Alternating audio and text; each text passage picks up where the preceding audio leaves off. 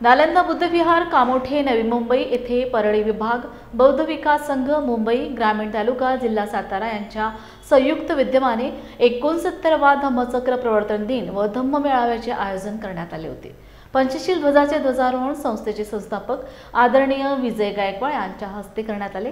आदर्शाची पूजा व सामूहिक धम्मवंदना झाल्यावर प्राध्यापक संघर्ष हेगडे सर यांनी शिवराय ते भीमराय आणि डॉक्टर बाबासाहेब यांचे राष्ट्रीय कार्य या विषयावर त्यांनी आपले अमूल्य मार्गदर्शन केले।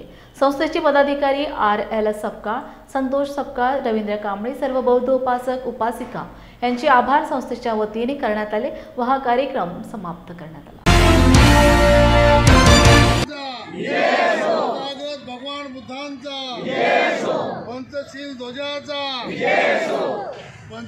ध्वजाचा डॉक्टर बाबासाहेब आंबेडकरांचा समितीचे कोषाध्यक्ष आदरणीय JP सपकाळ साहेब, त्याचप्रमाणे या ठिकाणी बसलेल्या आमच्या नालंदा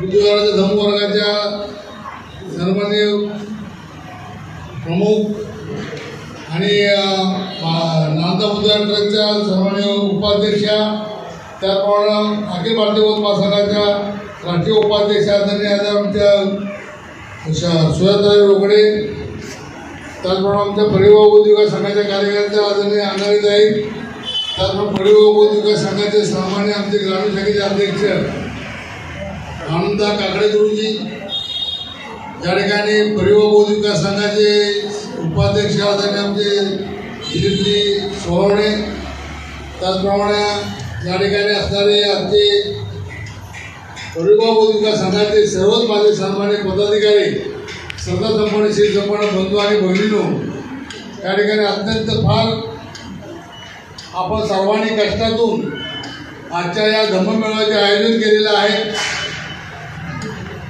खऱ्या अर्थानं या ठिकाणी आजच्या धम्ममेळाव्याला उद्घाटक म्हणून आपल्या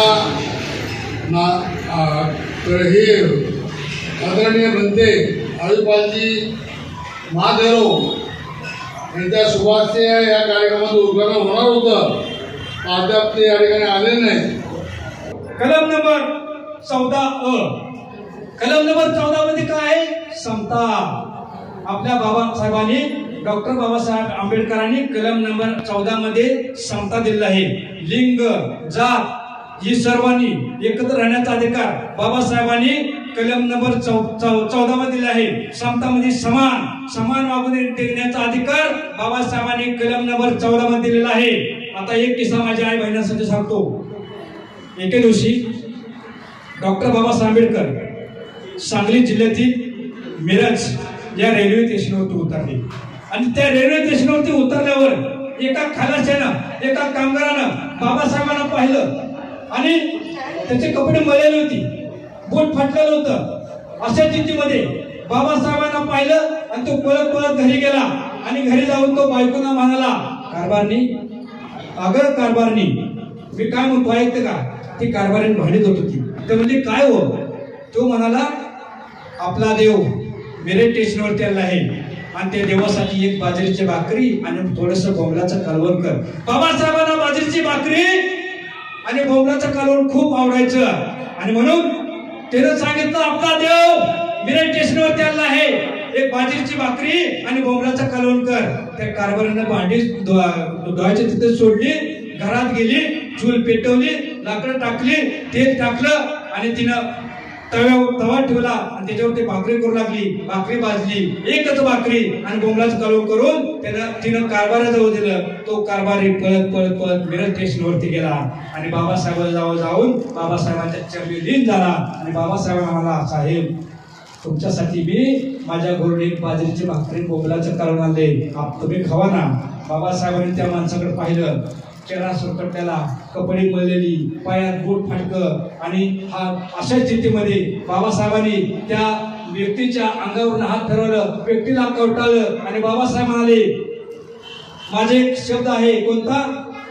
तर आपण सर्वांनी, तुम्ही जेवढे कामगार आहे त्यांनी सर्वांनी आपण मिळून ही बाजरीची भाकरी आणि बोंबलाचं कालवण खाऊ। एक तीळ 7 जणांनी खाला, एक तीळ। आणि म्हणून बाबासाहेब म्हणाले, आपण सर्वजणी ही बोंबलाचं कालवण आणि बाजरीची भाकरी खाऊ मिरज स्टेशनवरती सर्व खलासी आणि बाबासाहेब एका ताटामध्ये जेवून ती एक भाकरी खाल्ली. समता. बाबासाहेबांनी कलम नंबर 14 मध्ये समता दिलेली आपल्याला, समान अधिकार दिलेला आहे. आणि कलम नंबर